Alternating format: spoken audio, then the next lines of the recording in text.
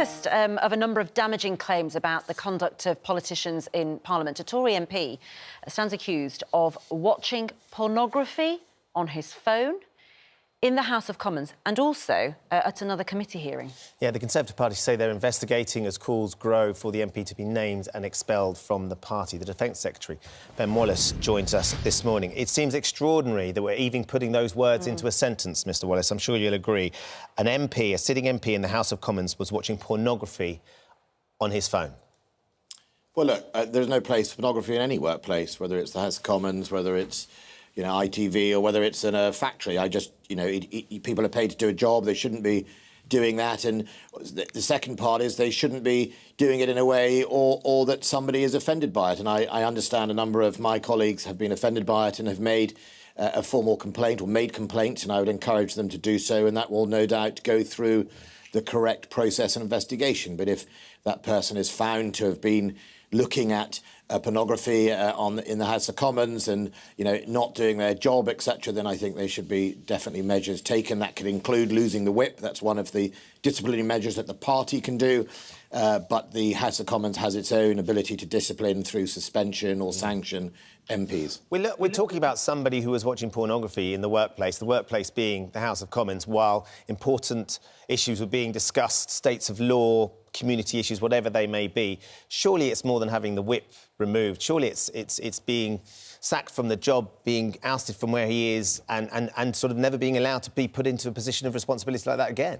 Well, first and foremost, it is, I'm afraid, it's not for either the Parliament as such, or indeed you or me or a party to fire a person as an MP. It's for the electorate. And there are measures through, I think, a recall petition subject to sanction that allows the electorate in their constituencies to make that decision.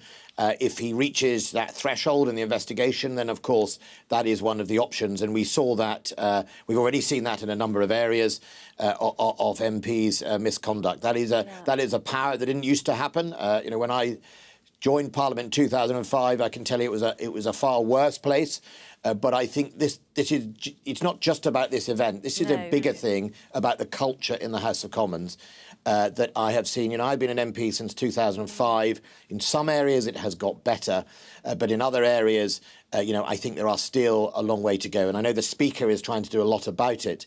But, I go back to all sorts of things. We've seen it. You've reported on it. You've reported on inappropriate behaviour. You've reported on fights in Commons bars. You've reported on, people having flings in their offices. I remember, when I was Security Minister, my office in the House of Commons was John Prescott's office where that alleged thing happened, if you remember, years ago. It is a problem. It is a cultural problem overall. But this particular incident is unacceptable and should be dealt with by the authorities as soon as possible. And it's really good to hear you talk about this, because is it a particularly difficult place for women, in your view? There was a Commons meeting of up to 50 female Tory MPs, known as the 2022 group, and that's where this allegation of pornography watching came out from. There were audible gasps in the room.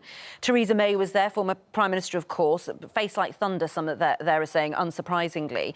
What do you make of it? I mean, would you want a female relative to come into the House of Commons as it is now and to take a job there? Would you think it was a good idea? Well, look, there are a number of women who've had amazing careers and have enjoyed very much their time in the House of Commons, either as MPs or indeed... But then they also have struggled with misogyny and sexism on the way too. I'm not downplaying the other part of it. No, I would always encourage people to represent people. I think it's a very noble thing to do. It's the right thing to do, whatever party they are. But I think, the House of Commons has been, very slow over decades to change as the society that it's supposed to reflect changes. So, for example, I remember Tony Blair did a good thing, which was when he first got in, he stopped parliamentary hours at 10 o'clock at night. Before then, opposition and MPs could hold them till 2, 3 in the morning. And so the bars filled up with people a long way from home. There were lots of alcoholism problem with people and, broken marriages and everything else. Today's current problems are around, obviously, what technology can bring in. And if this is proven, this is the mobile phone phone allowing someone to watch something that, you know, the parliamentary computers would hopefully block out. It's also things like childcare. You've often heard many of my female colleagues saying how very hard it is. You know, I mean, Stella Creasy is a great advocate of this, to try and have children and be a mother and go into the workplace, and the House of Commons still hasn't really caught up with how to do that. And so we've got to change the atmosphere. It's not just in this institution. You know, I'm Defence Secretary, where I've been trying to move the dial in the Ministry of Defence, in the armed forces, about it being much better at dealing with you know, supporting women in our workplace, dealing with complaints of inappropriate behaviour.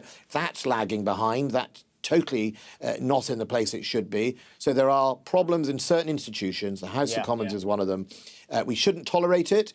We should also see how we can change our working patterns to make sure it's more normal. It is. One of the frustrations is it's a huge distraction, isn't it, when there are serious issues going on that you are keen to talk about and keen to deal with. Let's talk about one of those, which, of course, is the ongoing war in Ukraine. Last night, Liz Truss made her speech at Mansion House, saying that Western allies need to double down, need to go further, faster, push Russia out of Ukraine. I mean, that's quite forceful language, isn't it? She's being a bit bullish at this stage. Some of the other European allies certainly are trying to be a bit more conciliatory at the moment, with things being in the balance as they are in Ukraine. Well, I think the language is definitely more bullish. The position is consistent. The international community refused to recognise Russia's invasion in 2014 of Crimea and Donetsk, and none of us recognise that as Russian territory. We still preserve, and we tried through the Minsk agreement, which was a Russian-Ukrainian agreement, to try and solve that diplomatically. So that isn't going to change. That is consistent. I think what Liz Truss is concerned about is that Russia may seek to either step up its brutality in an effort to a win, in other words, be more indiscriminate, commit more war crimes, break more rules of war, in a desperation to reverse its failures, or it may consolidate in the same way it did in 2014, where it may sort of dig in, fortify, and sit like a cancer in Ukraine, and in 10 years' time come back for another chunk, which is not going to be acceptable either. And I think what she's trying to impart is this sense that the next few weeks are really critical for Ukraine, and now is not the time to and ah about whether we support Ukrainians' ability to defend itself. If we do that, if we pause in our support and Russia mobilises even more people or commits more atrocities, then the danger is more of Ukraine gets bitten off in a chunk and consolidated. And what the danger for all of us, and I have to say, I think what's been really brilliant in British politics is everyone, the SNP, the Labour Party, the Liberal Democrats have supported the whole of the government's effort on this, because what's really at stake here is that President Putin thinks he can win by using effectively indiscriminate bombing, challenging our values, being more brutal than everybody else.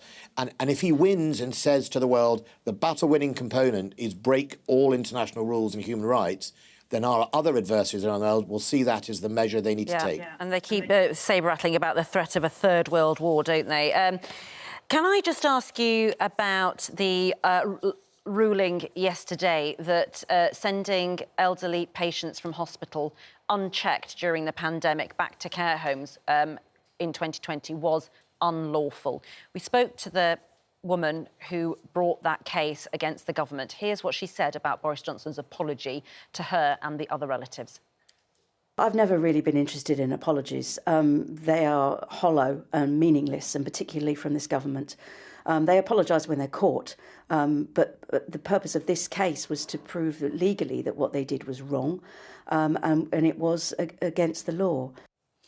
We did a survey. Boris Johnson is not honest, said 70% of people. This is a Survation survey. Even the most conservative voters believing Boris Johnson is not honest, 59%. You have a real problem, don't you, with trust, honesty and the hollow-sounding apologies that people like Cathy don't believe. Well, I'm sorry she doesn't believe it, but look, let's cast our mind back to the early stages of this pandemic. It was a fast and furious, effectively emerging off the virus. None of us really knew much about it. If you remember, it was all about ventilators. Remember, we bought thousands and thousands of ventilators because we thought that was how you treated people that were ill. And of course, that turned out not to be the case. We thought that, I remember when I had COVID in that month of that poor lady's where the challenge is focused in March 2020. I remember having COVID and I lost all my taste and smell, and that wasn't a symptom then. So we were learning fast.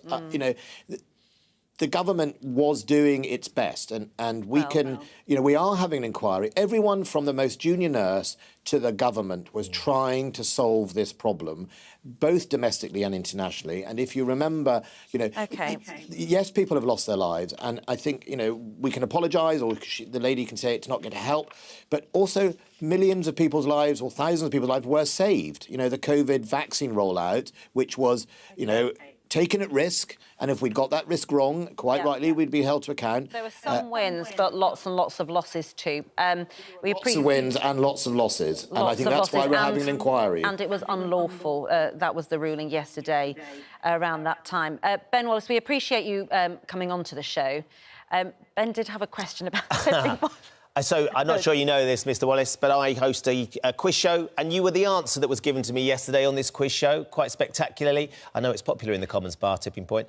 I asked someone a question, who is the social media influencer and Love Island star who has now taken the role as creative director of a fashion company, and she had a good think about it for a minute. She said, I've got a name in my head.